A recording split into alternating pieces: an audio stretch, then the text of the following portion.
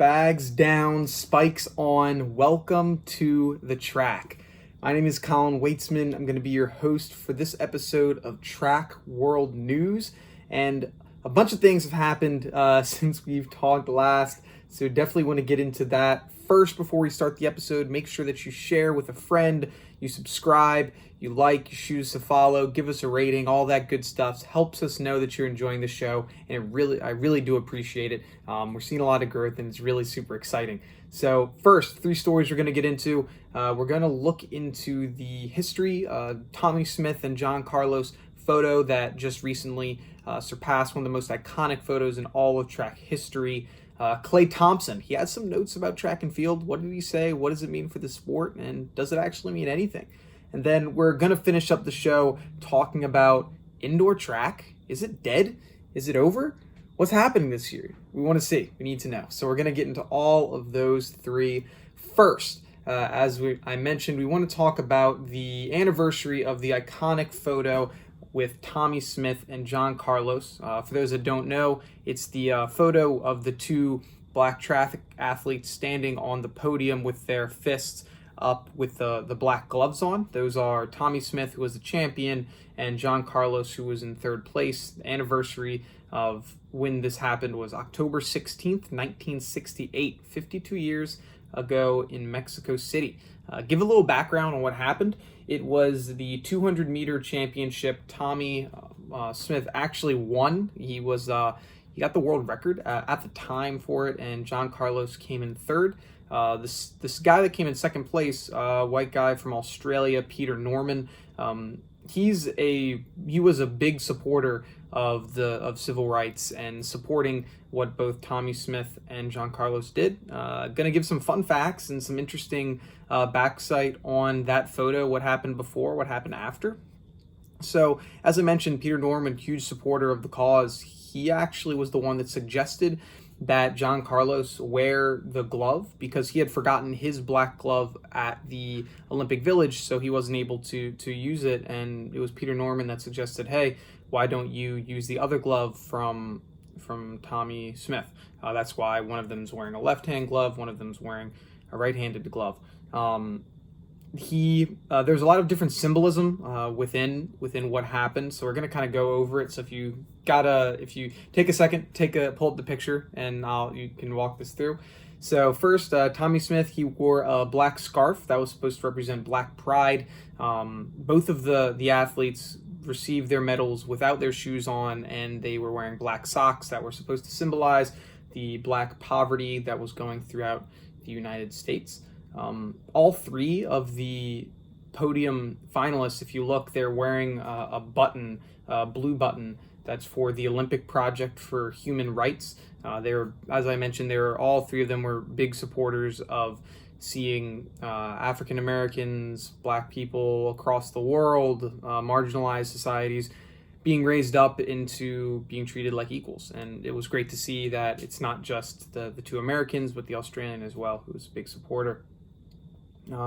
There's some other smaller things you might have noticed.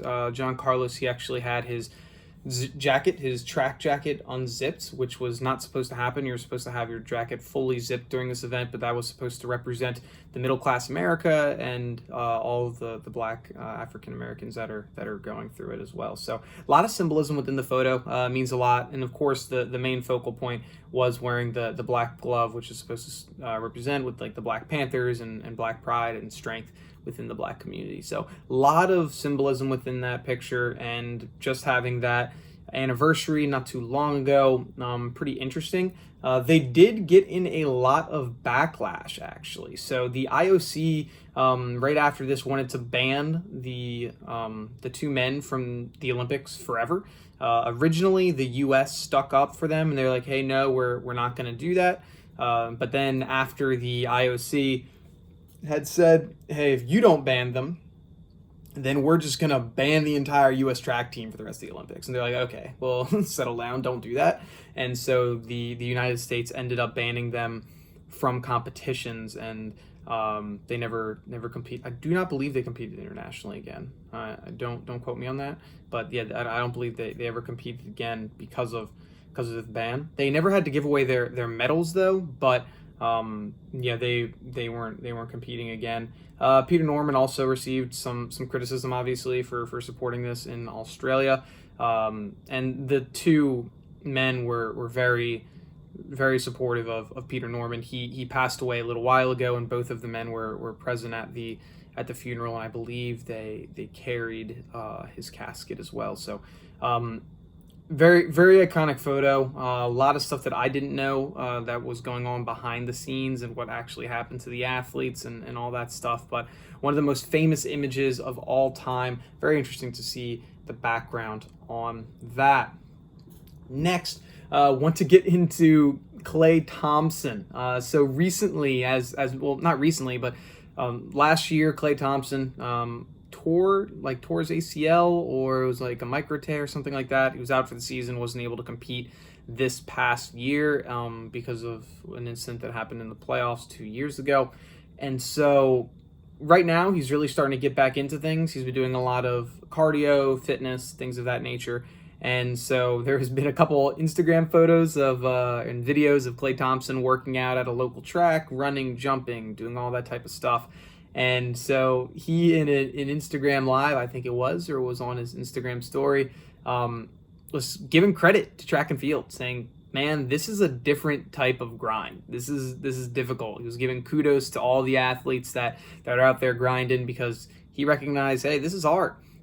Because to be honest, it is. If you look at it, you can have a significantly difficult workout in just 45 seconds, a minute, 5 minutes. Like, you can have some of the most difficult work of that you'll have your entire year within a very short period of time, because there's not a lot of, stopping, shooting, resting, going into it like there might be in other sports. And so hearing one of the most prolific basketball players in the United States, in the world, one of the best players in the world, to be saying, hey, track, no joke, pretty cool to hear. So it was nice to see that we got some kudos there from Klay Thompson.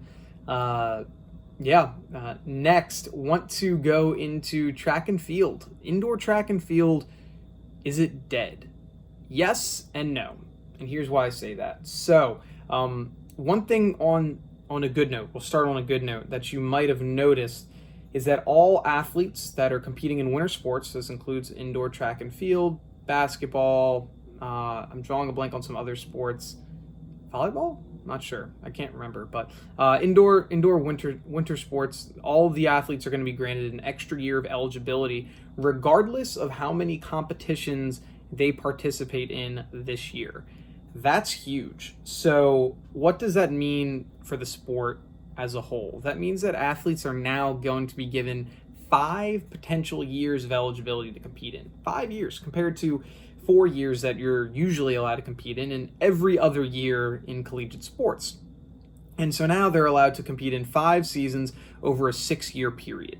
So if potentially you're at a school that is allowing for indoor competition, you're able to have that extra year to compete, which is really, really interesting to see, because that's never been a thing. So how are records going to be kept, or how is other eligibility numbers, and how are scholarships going to be held? Do you now have to hold out those scholarships for an extra year? Do they have to be renewed? What does that mean? So because now you're giving an athlete a 5th season. So if potentially they competed, this is their senior year, so if there's a senior and this would be they've competed in all 3 years, they'd be allowed to compete in this year. And if they're at a school where they're like, yep, we're gonna go as business as usual for track and field, they're able to compete next year as well, which is interesting. So now you'll be having 23, 24-year-olds competing in NCAA potentially, which would be interesting to see how this is going to affect the sport next year especially. So that's going to be interesting. When it comes to indoor track in specifics, last week we saw a few big things happen. So Nebraska actually said that they're going to suspend track practice for a week. It was supposed to return on yesterday, October 19th. So they were supposed to have practice today.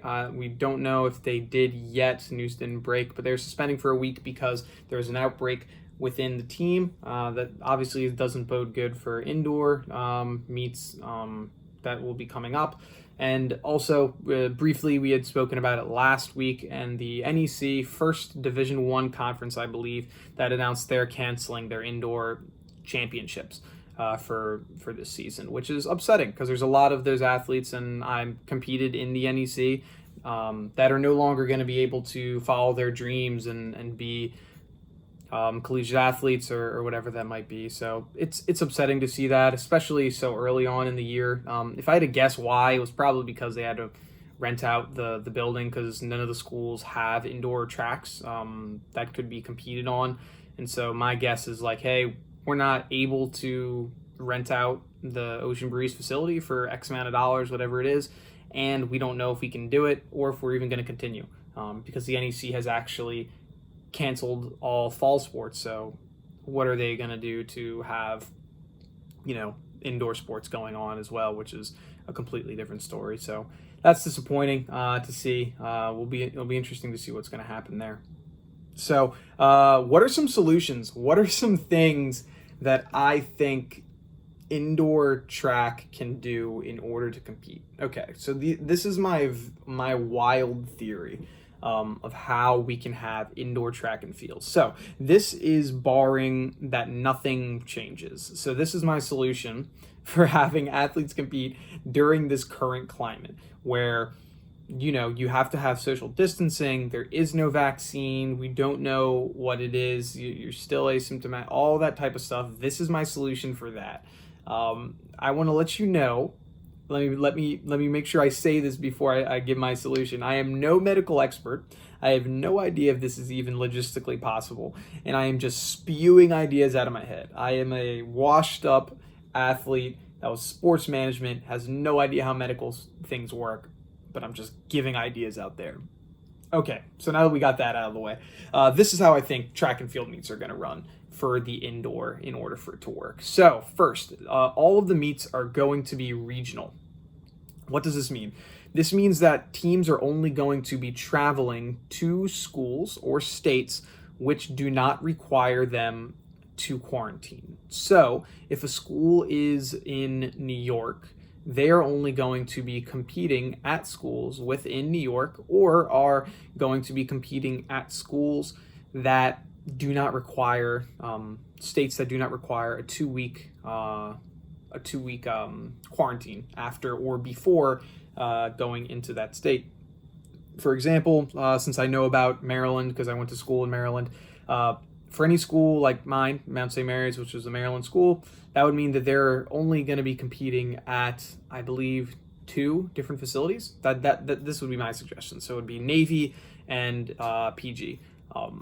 You'd be only competing at schools that are in your state. That means you don't require to have any quarantine time before or after. So that's the first part of the solution. Next, there'd be a maximum of 5 teams that can compete at each meet.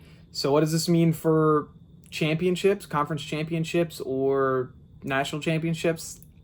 I don't know. As of right now, that would mean that they can't happen. This would just be for regular meets. There'd only be a maximum of 5 teams. And within the solution of only having a maximum of 5 teams, you can only have 2 competitors per school. So if you're competing in the 400, that would mean that there can only be a total of 10 competitors and there would be 2 heats of 5. That would be the way. So essentially everything would be semifinals or already a final. So there'd be a lot less competitors, a lot less people at the meets.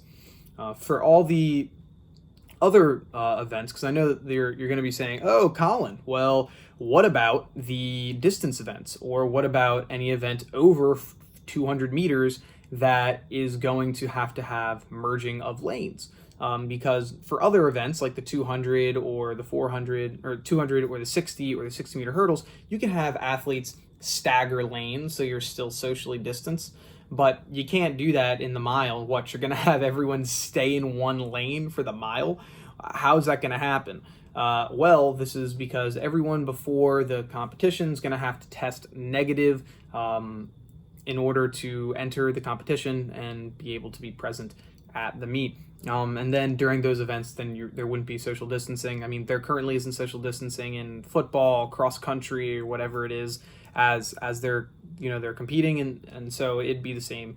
It'd be the same there. For those that are allowed in the facility, you're only going to be allowed in the facility during your competition, and that's it. So you're going to have to be in a designated warming up area in order to warm up. So whether that's A, outside if it's warm enough, B, in the hotel, or C, in a designated warming up area that is not currently in the facility. Now, this is obviously not going to be possible for all the areas because there's rain, snow, whatever, where it doesn't allow for you to be there. So it's going to be difficult in order to have that warming up because that's crucial. You don't want to get injured.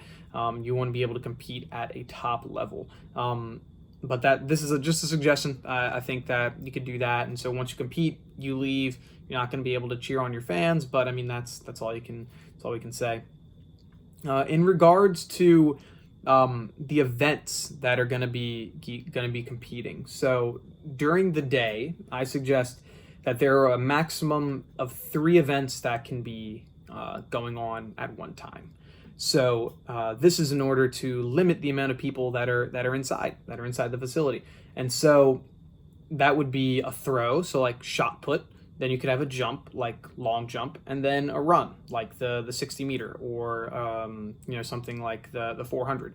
And so there's only a maximum of those 3 events, and they have to be in 3 separate areas of the track, like the left side on the track, or in the middle on the runway, or whatever it might be. So you can only have a maximum of 3. So you wouldn't be able to have long jump and pole vault. You wouldn't be able to have the 400 and you wouldn't have the 60, but you would only be able to have a maximum of 3 events going on. So there's times where there's 4 or 5. Sorry, no dice, we can't do that. So those are my suggestions for how we could be able to continue track and field during a COVID world. Is it perfect? Not even close. Is it good? I think so. I think that we'd be able to compete at smaller events. What does this mean for a championship, though? I don't know. I have no idea how you'd be able to socially distance a championship because there'd be a ton of people at a track. With this suggestion, you'd be having you'd be having under 100 people within the facility at all times, because obviously the only coaches that would be allowed in would be the event coach at that time, and then they'd have to leave. So with this, there'd be a maximum of only 100 people or less, and for most that should be 25% of the capacity, hopefully, but I don't know. Those are my ideas. So is track and field dead, though? I don't know. I think this year is going to be super, super difficult to have. I don't know how we're going to have championships. I don't know how we're going to be having major meets. I'm not sure how any of that's going to happen, especially collegiately. Because for pros, you can be like, all right, you're getting paid so you can have these major meets because they can take the risks. But for a college, I don't know how you can say that it's going to happen. But I can also see that they'll most likely have basketball because March Madness is the biggest event in all of college sports. Just all of sports, probably. It's the biggest event. And they already missed it last year. And if they miss it this year, you know what that's going to do for funding? Then track and field really might be dead for college because there won't be any funding. Because if basketball March Madness misses again for a second time, no shot we're going to be able to be competing anymore. Because that's where all of the money comes from. Like, track and field doesn't make any money.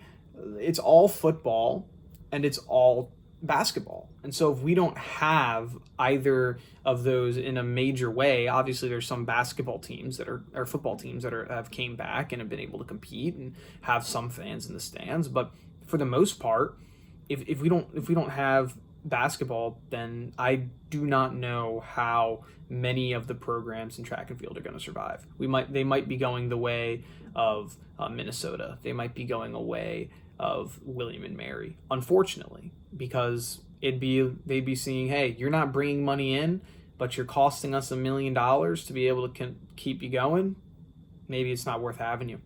And that's unfortunate, and it sucks. So is track and field, indoor track and field, dead? Maybe. Who knows? So we'll have to see. But thank you for listening to another episode of Track World News. Make sure that you shoot us a like, a rate, a review, all that good stuff. It's super, super supportive, and I love the support that you guys have given already. It's been fantastic, a lot more than I had ever thought so far. Keep it going. Really do appreciate it. Next week, what are we going to talk about next week? Let's take a look. I mean, there's a lot of things besides like typical news. You know what? How about next week, we're going to talk about what are the most unbreakable world records? I like that. So next week, tune in and you can hear what are the most unbreakable world records, which records will be standing the test of time. I don't know. Give me your comments. Tell me what you think. But thank you for listening to another episode. This has been Colin Waitsman with Track World News.